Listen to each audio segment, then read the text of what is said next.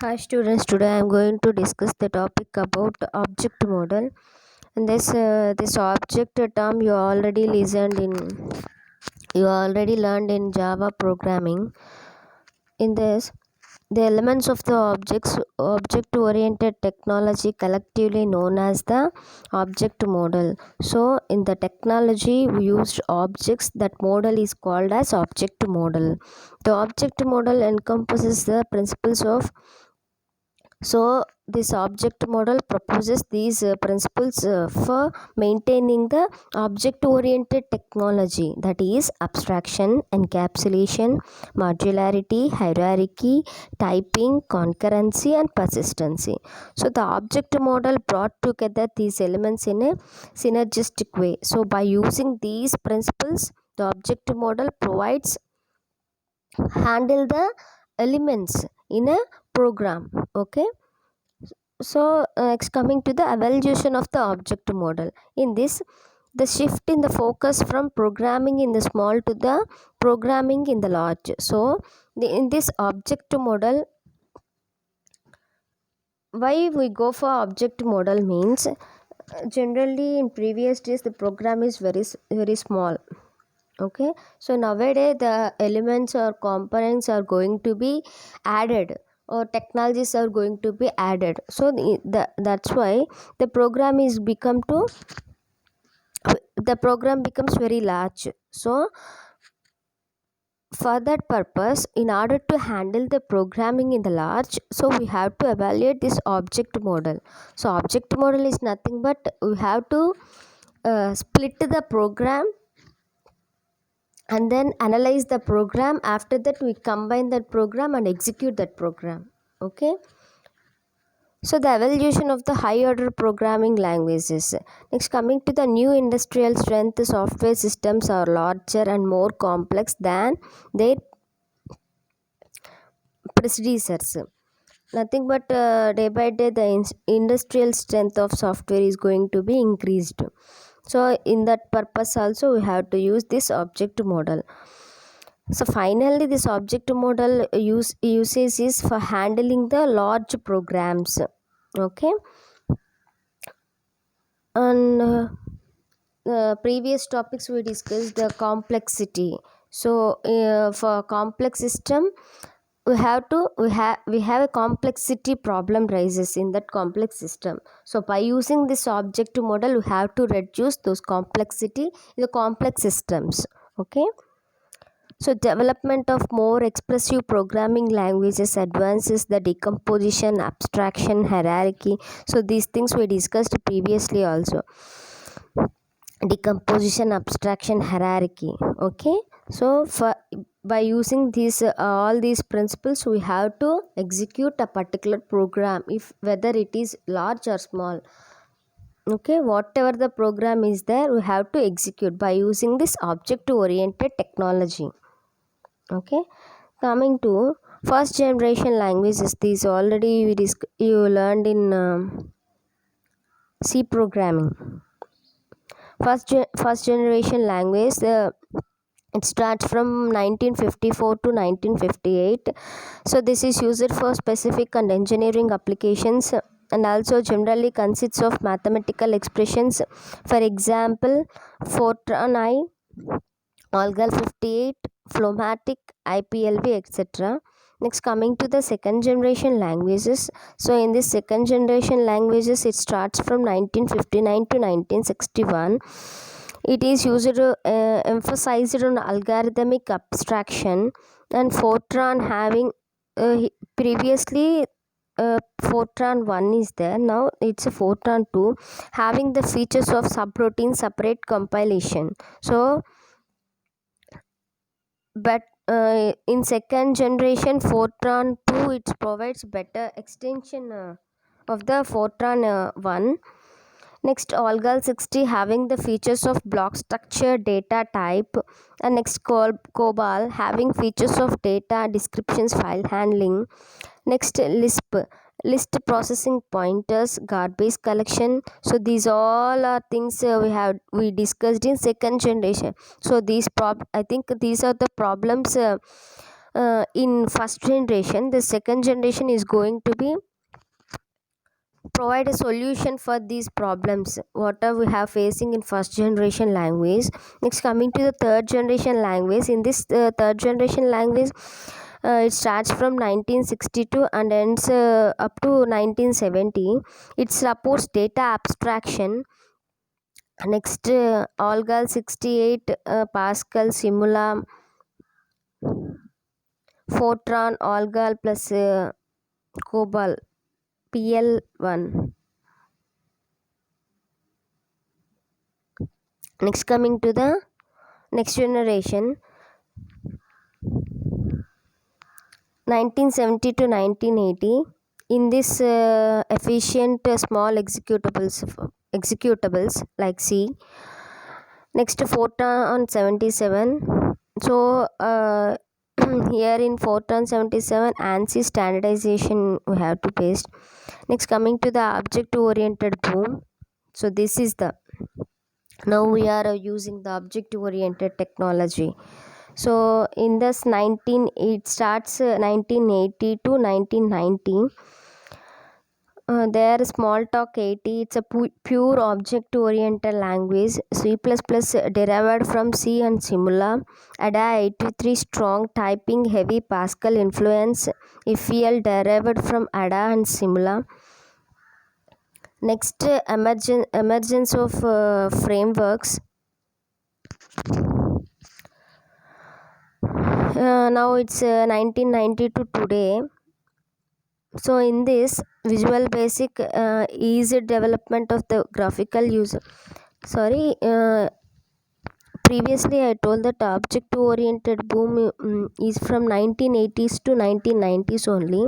Now we will use the emergence of frameworks. It starts from 1992 to today. Next, Visual Basic is easy development of graphical user interface for Windows applications. So for Windows applications, it provides a graphical user interface. So next one is Java. Is a designed for portability. Okay, so portability is nothing but platform independent. Okay, if you write any code in that Java, you will use that code another processors also or another operating system. There is no need to change in that code. Okay, it provides a portability. Okay, next coming to the Python object oriented scripting language. J2EE, Java based framework for enterprise computing. .NET, it provides Microsoft's object based framework. .NET Java is some almost similar, but extra features are there in .NET.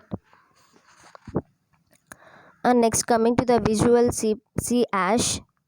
In the Java competitor for the Microsoft .NET framework. Next coming to the Visual Basic .NET for Microsoft .NET framework. Next coming to the topologies of the first and early second generation programming language. In this, topology means a physical building blocks of the language and how those parts can be connected. So why we go for topology means in this topology you have to explain the physical building of the blocks. Previously we just how the generation. So next coming this topology provides how the basic building blocks of the language, how those parts can be connected. Okay. So in this diagram, it specifies some arrows. So these arrows provides dependencies of the subprograms and various data. Here we have to divide the programs. So after dividing programs, it becomes subprograms. So for connection purpose, we have to specify by using these arrows. Okay. Error in one part of the program affect across the rest of the system also, because dependency is there. That's why if any problem occurs in one subprogram that is going to be affected to all programs. Okay. Next, coming topology of the late second and early third generation programming languages. In this, software abstraction becomes procedural abstraction. So abstraction means a general thing, so that provides just general way, not in detail. So in the second generation, here the abstraction follows a procedural abstraction. Okay. Subprograms as an abstraction mechanism. Here three important consequences are there. That is, language is invented that supported parameter passing mechanism. So this parameter passing mechanism you learned in Java programming language or C++. So parameter passing is nothing but if a function contains some parameters like int a, int b, like that. Okay. The foundation of structured programming were laid. Structured design method emerged in using subprograms as basic physical blocks.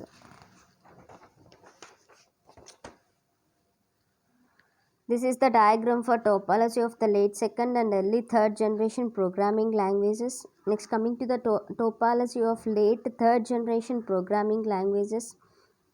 This is the larger project, means larger team. So we need to develop different parts of the same programs independently.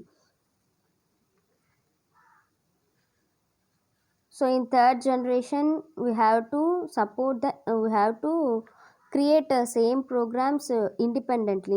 In first generation, the subprograms are going to be dependent, but in this third generation, we have to create same programs independently.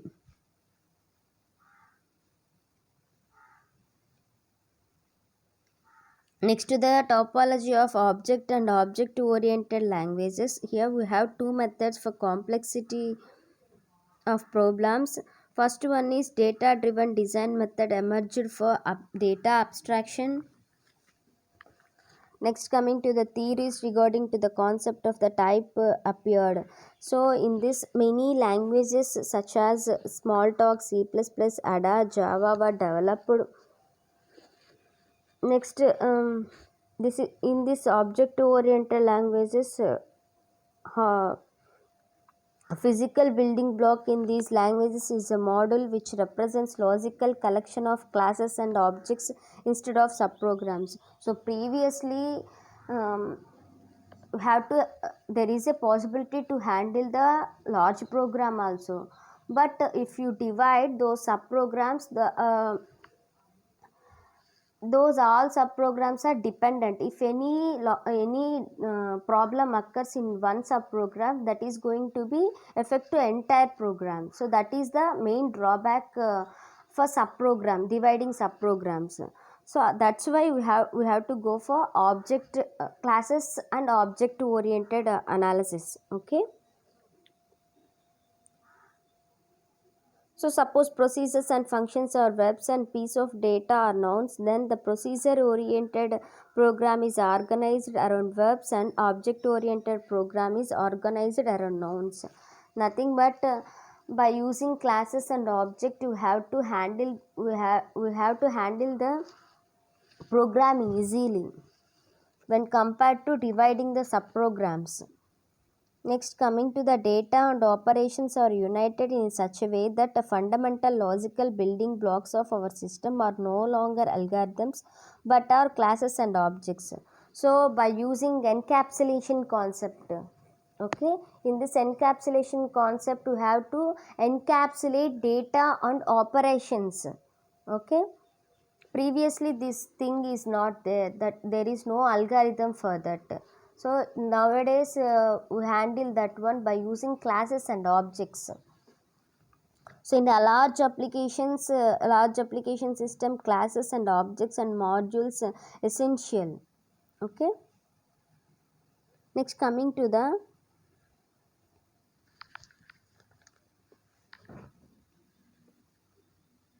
So see this diagram.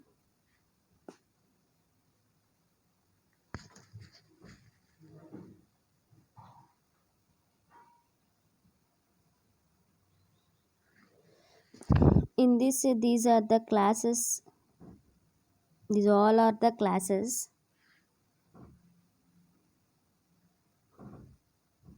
This is one framework. So in last generation, now the going generation is we use frameworks.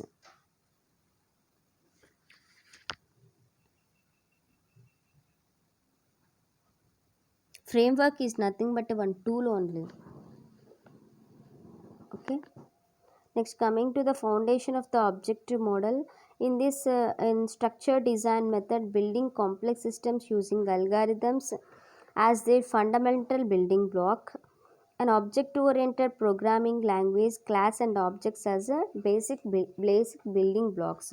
So in object-oriented technology, we use classes and objects for building a block. Okay. Next, coming to the following events have contributed to the evolution of object-oriented concepts. So these are the, by using these terms we evaluate the object oriented concepts, that is advances in the computer architecture including capability systems and hardware support for operating system concepts. Next one is advances in programming languages as demonstrated in Simula. So here we have to use different languages: Simula, Smalltalk, CLU and Ada. And next, coming to advances in the programming methodology including modularization and information hiding. So by using abstraction concept, we have to just analyze the general things. After that we have to extend that class by providing the body for that functions.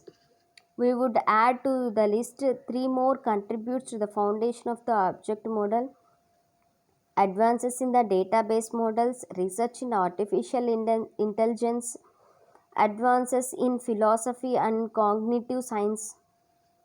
Okay. Next, coming to the object oriented analysis. And this object oriented analysis, so we will discuss in later.